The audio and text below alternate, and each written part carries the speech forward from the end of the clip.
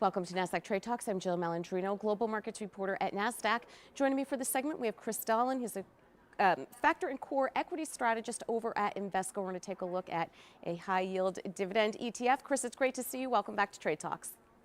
Thanks for having me. Good to be here. You got it. And what's the strategy that underpins the Invesco high yield equity dividend achiever ETF, ticker PEY?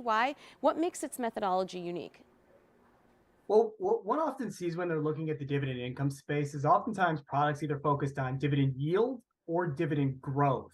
And there's benefits and drawbacks to either of these products individually. So when you think about dividend yield, yes, you get the above market yield, but oftentimes it comes with maybe a little bit more risk. These might be companies that have a little more leverage, a little more earnings variability. Maybe they're yielding more because of an adverse event to their stock price.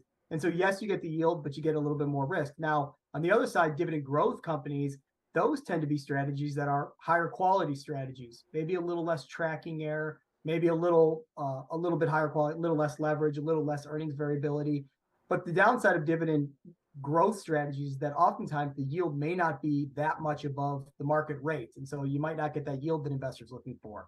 What's nice about PEY is it kind of marries these two strategies. So from a methodological standpoint, what PEY does is it begins with the Nasdaq US benchmark. It excludes REITs.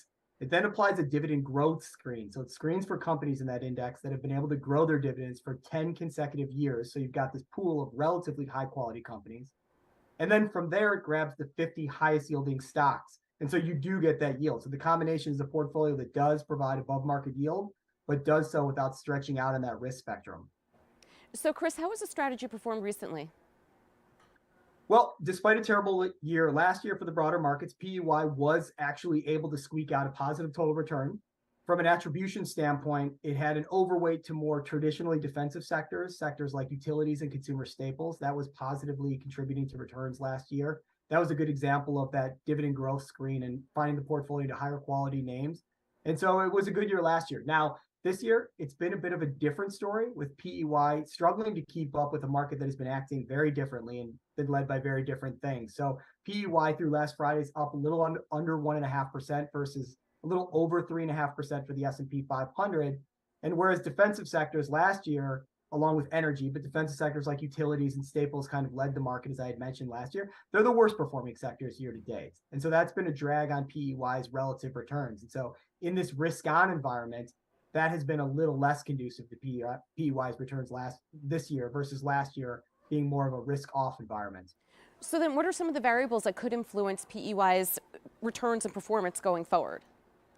You know, the market has obviously gotten fairly optimistic to start the year about the prospect of a Fed pivot or an end of the hiking cycle. And obviously inflation has been moderating more or faster than many expected. I think that's playing to script for the prospect of a soft landing. That has been more conducive, as we talked about, to cyclical or higher beta stocks this year. However, the other side of the coin, the other side of lower inflation coin, is perhaps slower growth. And there are a number of variables that one could look at right now to observe a slowing economy, whether that's the ISM manufacturing index, the ISM services index. Both are sub 50, indicating domestic manufacturing, domestic services are contracting. Retail sales fell last month. Industrial production fell last month. Housing is slowing. Here I chose to look at the Conference Board's leading economic indicator, more of an aggregate indicator. It's showing a large decline. December, we had a larger decline than the market expected.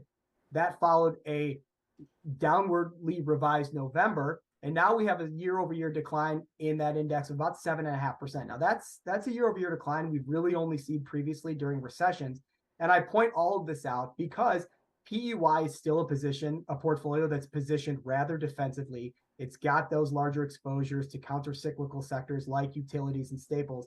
And so should the economy be maybe a little more soft than the equity market currently displays, or should the volatility reemerge in the second half of the year, PEY can kind of be that balanced position that can pay above market yields, but not stretch on risk. And from a risk standpoint, I just looked before this, I looked over the last 10 years, PEY has had a beta to the S&P of about 0.88 and a down capture of about 0.77 as well. So it's got that yield, but again, it doesn't stretch on the risk spectrum either.